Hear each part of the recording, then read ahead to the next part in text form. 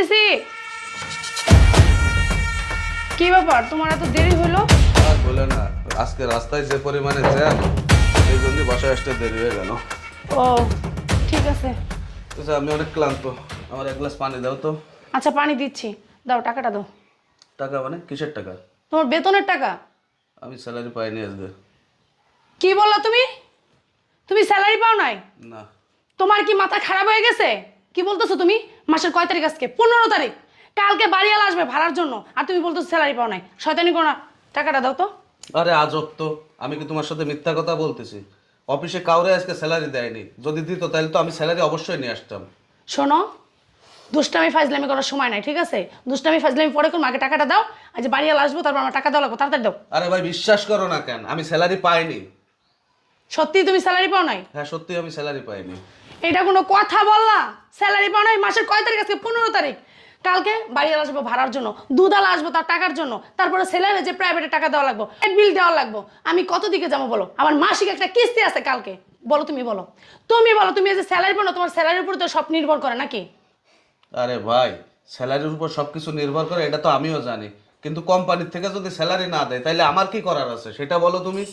বাসায় ঢুকতে পারলাম না, তুমি শুরু করে দিছো। এইভাবে যদি করতে থাকো তাহলে কি আমার ভালো লাগে?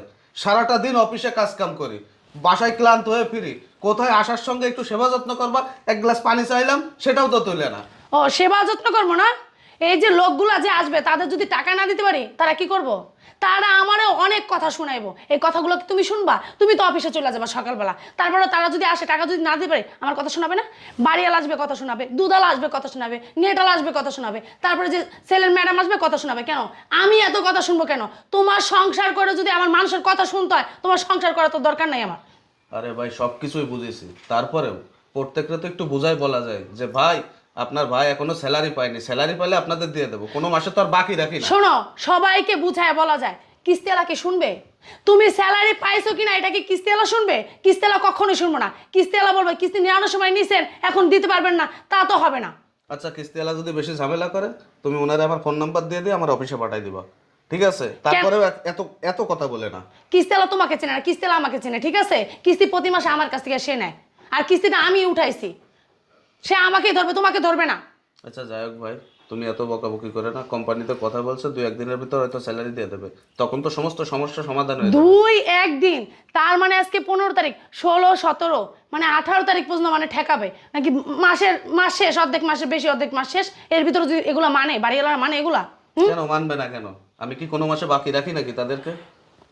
তুমি যা বলো না, মানে তুমি মাথা খারাপের মতো কথা বলো, এগুলা বলো না, ঠিক আছে? আমি তো বাসায় থাকি, তুমি তো বাসায় থাকো না, মানুষের কথাগুলো আমার শুনতে হয়, তোমার শুনতে হয় না। না মনে করিনি। আসলে তোমার কিছু কথা বলি শোনো, আমি যখন অফিস থেকে বাসায় ফিরলাম তখন তোমার দায়িত্ব ছিল যে আগে আমারে সেবা যত্ন করা, কিন্তু তুমি সেটা না করে আগেই তোমার টাকার চিন্তা। আর এটা শুধু তোমার একার দোষ না, বাংলাদেশের যতগুলো পরিবার আছে প্রত্যেকটা ফ্যামিলি তার স্বামীর থেকে তার কাছে টাকার গুরুত্বটা বেশি, কিন্তু এটা তো তোমাদের কাছ থেকে আশা করিনি। কারণ তোরা কারণ তোমরা হচ্ছে আমাদের সহধর্মিণী, তোমাদের নিয়েই কিন্তু আমাদের জীবনযাপন। আর তুমি কি বললে যে আমি স্যালারি পেয়ে আমার বাপ মারে পাঠায় দিছি? তোমার কি মনে হয়?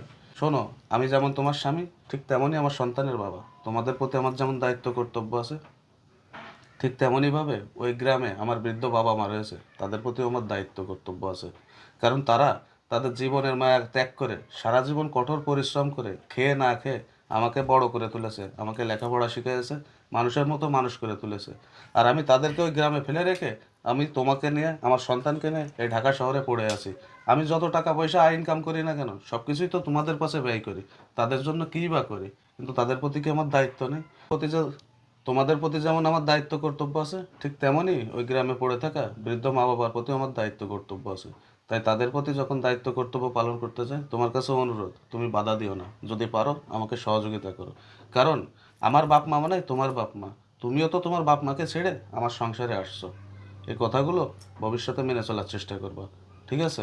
আচ্ছা ঠিক আছে, আমার ভুল হয়েছে, আমি বুঝতে পারিনি। মানে মানুষের এত কথা শুনবো তো, তার জন্য অনেক কথা বলে ফেলছি তোমার। আচ্ছা তো তুমি বস, আমি খাবার নিয়ে আসি, হ্যাঁ? আচ্ছা যাও।